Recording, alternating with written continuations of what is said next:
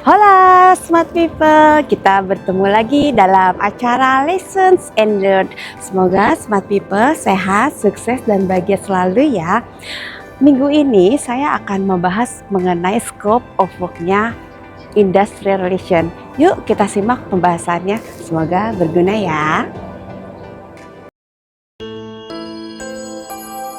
Untuk materi kali ini adalah Scope of Work Industrial Relation atau hubungan industrial.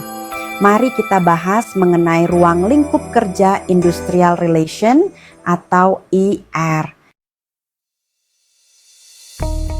Industrial Relation atau IR atau juga disebut hubungan industrial adalah fungsi dalam HR yang bertanggung jawab atas hubungan antara perusahaan, karyawan, serikat pekerja, dan pemerintah. Tujuan utama dari IR adalah menciptakan hubungan kerja yang harmonis, produktif, dan sesuai dengan regulasi ketenagakerjaan. Tugas dan tanggung jawab Industrial Relation yaitu 1. Kepatuhan terhadap hukum ketenagakerjaan. Yang pertama, memastikan kebijakan perusahaan sesuai dengan Undang-Undang Ketenagakerjaan seperti Undang-Undang Nomor 13 Tahun 2003, Undang-Undang Cipta Kerja, dan peraturan lainnya. Yang kedua, mengurus perizinan terkait ketenagakerjaan seperti Perjanjian Kerja Bersama atau PKB. 2. Manajemen hubungan dengan karyawan dan serikat pekerja. Yang pertama, menjalin komunikasi yang baik antara manajemen dan karyawan, baik secara individu maupun kolektif. Yang kedua, berkoordinasi dengan serikat pekerja dalam perundingan perjanjian kerja dan penyelesaian perselisihan. 3. Penyelesaian perselisihan ketenagakerjaan. Yang pertama, menangani keluhan dan perselisihan antara perusahaan dan karyawan agar tidak berkembang menjadi konflik besar. Yang kedua, menyelesaikan perselisihan secara bipartit atau internal, tripartit, atau melibatkan mediator pemerintah atau melalui jalur hukum jika diperlukan. 4. Manajemen disiplin dan pemutusan hubungan kerja atau PHK. Yang pertama, mengelola kebijakan disiplin kerja, termasuk pemberian teguran, skorsing, dan pemutusan hubungan kerja sesuai dengan prosedur hukum. Yang kedua, memastikan PHK dilakukan sesuai regulasi untuk menghindari sengketa di Pengadilan Hubungan Industrial atau PHI. 5. Negosiasi perjanjian kerja bersama atau PKB. Yang pertama, berpartisipasi dalam perundingan PKB antara perusahaan dan serikat pekerja. Yang kedua, menyusun kebijakan yang menguntungkan kedua belah pihak untuk menciptakan hubungan kerja yang harmonis. 6. Audit dan evaluasi kepatuhan perusahaan. Yang pertama, melakukan audit internal terhadap kebijakan ketenagakerjaan perusahaan. Yang kedua, menyusun laporan kepatuhan dan melakukan perbaikan jika ditemukan pelanggaran regulasi. Kendala di lapangan dalam industrial relation yaitu 1. Kurangnya pemahaman regulasi ketenagakerjaan. Banyak perusahaan yang kurang memahami aturan ketenagakerjaan terbaru sehingga berisiko terkena sanksi hukum. Kedua, hubungan buruk antara manajemen dan karyawan.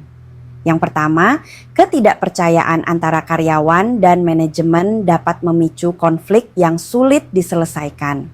Yang kedua, jika komunikasi tidak efektif, karyawan cenderung menggunakan jalur hukum atau aksi protes.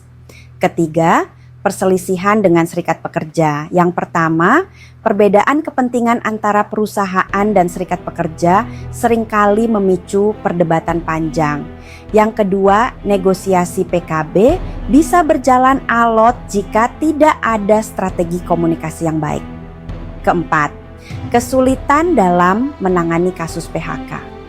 Yang pertama, jika PHK tidak dikelola dengan benar, karyawan bisa menggugat perusahaan di Pengadilan Hubungan Industrial atau PHI. Yang kedua, risiko reputasi buruk jika perusahaan dianggap tidak adil dalam menangani PHK. Kelima, kurangnya dokumentasi dan administrasi yang baik. Banyak kasus hukum terjadi karena perusahaan tidak memiliki dokumentasi yang lengkap mengenai kebijakan, kontrak kerja, atau proses PHK.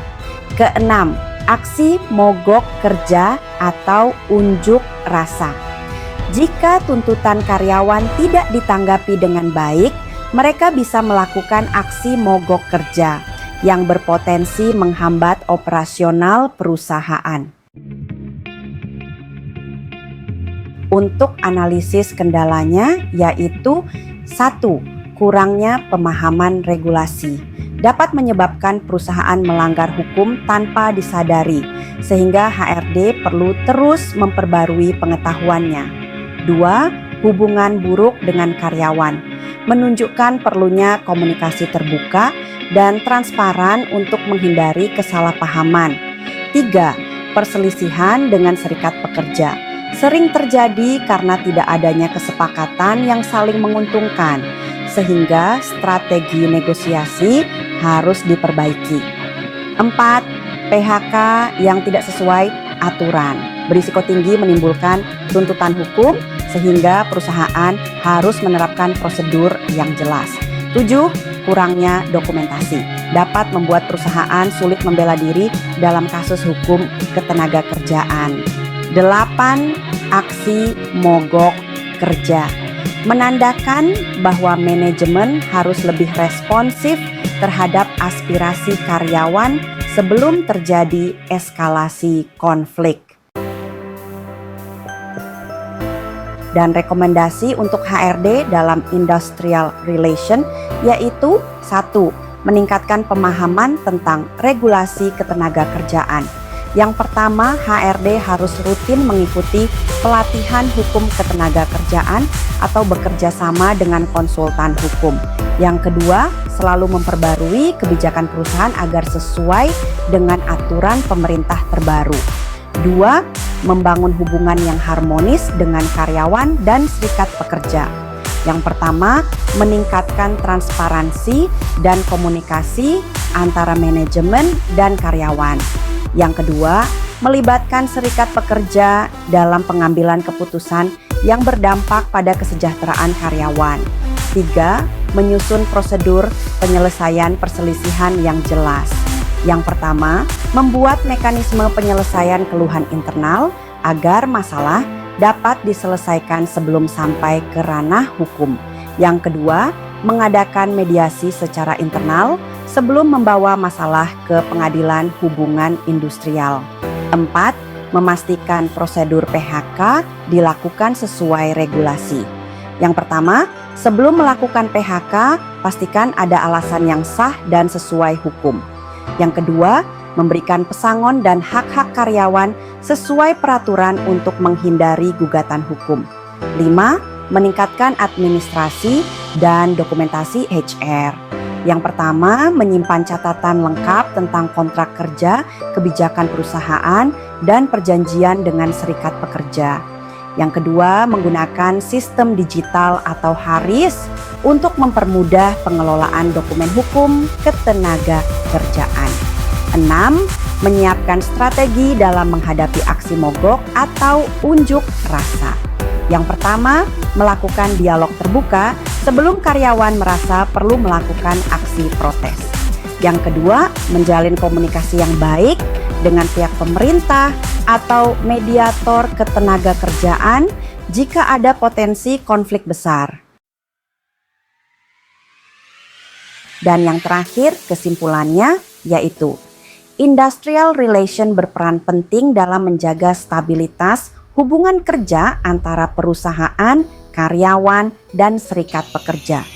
Tantangan seperti perselisihan tenaga kerja, PHK yang tidak sesuai prosedur, serta aksi mogok dapat diatasi dengan strategi komunikasi yang baik, kepatuhan terhadap regulasi, dan dokumentasi yang lengkap.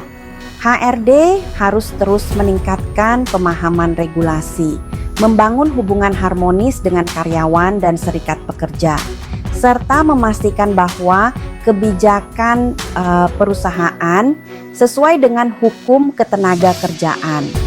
Dengan pendekatan yang tepat, perusahaan dapat menciptakan lingkungan kerja yang kondusif dan mengurangi risiko hukum serta konflik tenaga kerja. Demikian ya pembahasannya. Jika Smart People merasa video ini berguna, mohon berikan tanda like, subscribe, dan share linknya ke teman-teman. Sampai bertemu di lessons berikutnya. Sehat, sukses bagi selalu. Bye.